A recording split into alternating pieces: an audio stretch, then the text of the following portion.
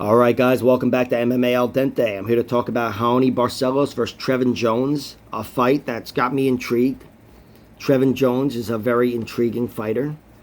He's a guy where if you saw those two victories over Mario Batista and Timur Valiev, they had to impress the fuck out of you. I forget the odds for them, but I'm very sure he was an underdog for both fights. And, man, Trevin Jones strikes out of nowhere. You know, he strikes out of nowhere. Not that he's not doing anything before that, but he carries knockout power deep into a fight, and he's able to surprise a lot of fighters. You know, it seems he's got to catch you once and he can put you away. There's a flip side to that coin that it doesn't always work out, as we saw in his fights with Kakhramonov and Javid Basharat.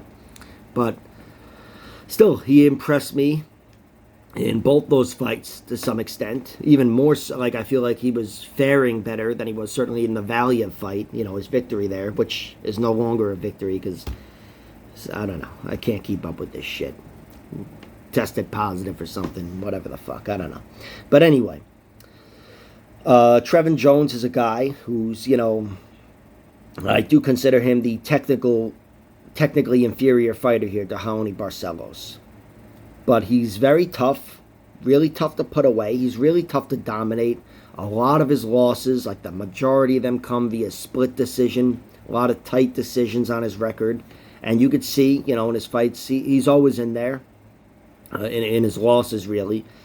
But, you know, he's not the most, he's athletic and whatever, and he's capable of putting shit together, and he's pretty good everywhere, Trevin Jones, but I find him just to be inferior everywhere to Raoni Barcelos when Raoni Barcelos is fighting at his best, which, that's the question here, really. Is Raoni Barcelos about to turn that corner? Has he already turned that corner? I don't know. I know he's, I wouldn't say he's in a physical decline, that's not evident, but he's in a professional decline, obviously. I do think Victor Henry's a very underrated fighter. I believe I picked Barcelos but bet on Henry in that fight because I liked what I saw from Henry and his resume. And Henry surprised everybody there. Still, he looked really good, a step ahead of Barcelos that whole fight. And it was the worst Barcelos has looked. Barcelos, he lost to Timur Valiev in a fight that was pretty close, especially Barcelos had a really strong moment in round 2. But still, his speed, he was just a step behind Valiev, especially in the end there. And on the flip side, he's only, I think he's 33 years old. He's not the oldest fighter out there. And we've seen him relatively recently take out Said Nurmagomedov in a very close fight, but a fight that Raoni clearly won. And he did that with a lot of successful grappling. And, you know, was able to take, I believe, rounds 2 and 3 with some opportunistic takedowns and some good control.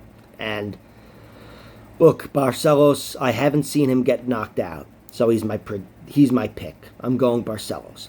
But if I saw him get knocked out once, if I saw him get knocked out where his chin clearly failed him, I'd be picking Trevin Jones. I'm betting on Trevin Jones, don't get me wrong. I'm not stupid. Of course I'm going to bet on him.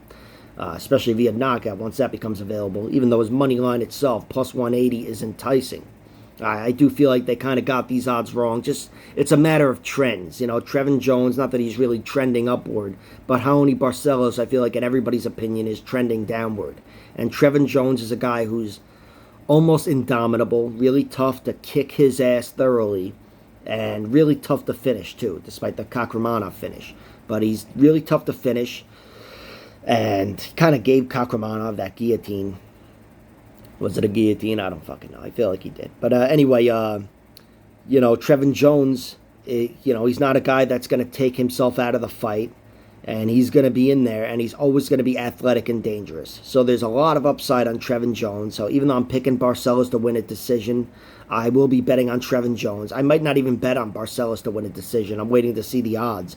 But Trevin Jones, you know, the under is set at 2.5 rounds, minus 125. That's not enticing enough. But for the plus 180 underdog to see what his finish prop odds are, especially the knockout odds, that will be enticing to me. So I can tell you blindly, without having seen the odds, I'll be betting on that. You know, I see what everybody else sees. There's definite upside here to Trevin Jones, and this is one of those fights where it could happen. But I haven't seen it happen, so I'm betting on Barcelos to survive, hang tough, and have enough skills to comfortably outpoint Trevin Jones. And I'm already regretting using the word comfortably, because I don't think it'll be too comfortable. He'll be very uncomfortably outpointing Trevin Jones. That's my prediction. We'll see what happens. Like, share, subscribe, all that horse shit. And please check out my other videos and whatever.